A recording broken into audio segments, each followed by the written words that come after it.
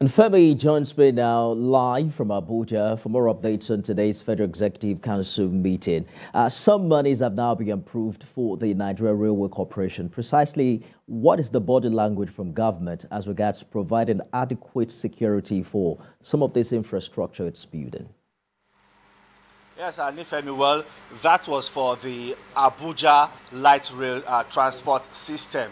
You know, since that was commissioned by President Muhammadu Buhari in 2017, it has since been abandoned and has also witnessed low patronage from commuters within the city. But the federal government is particularly concerned about the maintenance of this infrastructure because since its abandonment, vandals have also had enjoyed a field day on this infrastructure. They have vandalized some parts of it. So what the government is saying now is that they would have to contract the services of a security firm that will secure the whole of the 45-kilometer stretch of this infrastructure, monitor it round the clock, 24 hours, monitor the communication device and all other devices that would enhance the operation of this Abuja light rail system and also ultimately improve and enhance the commuting from one place to the other within the federal capital city, because that has been a major problem for commuters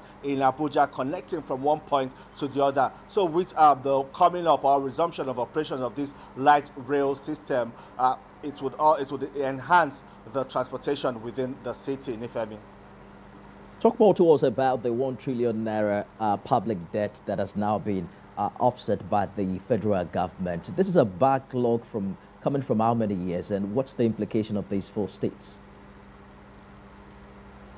Yes, well, you know, all of this was incurred by state governments, but the federal government under President Muhammadu Buhari's administration wants the public to know that this was incurred before the life of this administration, in the previous administration. And also right now there is a ban by President Muhammadu Buhari's administration on these interventions on foreign roads by state governments. You know, they embark on projects, construct and reconstruct federal government roads and then come back to the federal government to ask for refunds. And, you know, these have also caused an increase in the country's national debt, because sometimes most of these monies are sourced from external borrowings and from other sources. And the federal government is particularly concerned about this and has placed a ban on this kind of interventions by state government. But so far, what the Honorable Minister for Works and Housing told us is that over the years, that's within the 7 years of the life of this administration, that they have been able to offset about 1 trillion naira of that debt. You know, there's also growing concern about the country's debt profile, and the federal government is not entirely responsible for this high debt rate we have in the country. A lot of factors are responsible for this, and some of them are due to external borrowing with non-concessional interest rates, the decline in oil revenue, over-reliance on import, and so many factors are responsible for this. But the federal government is trying to ensure that at least they put a peg on it and ensure that the debt profile doesn't rise above the ceiling, because some people are already saying that as it stands now, it's about over 40 trillion naira as of the first quarter of this year, and that is really a cause for worry for not just the federal government. Indeed, economists are also worried about this. Nifemi. It's the first time we've seen the vice president attend the FEC meeting physically after his thigh surgery. It appears that the number 2 citizen is now ready to resume his public duties, right?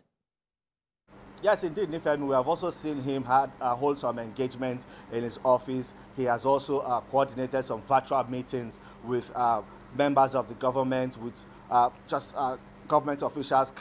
He has so far back to his office in official capacity as vice president. We expect in the coming days that yes, he will get back to business as usual, and even maybe join the campaign, his party's campaign to elect the presidential candidate of the APC. We expect to see him in the coming days on the campaign trail, hopefully, and also his office will become very busy again. And you also know that he chairs the economic team, and that's also the National Economic Council.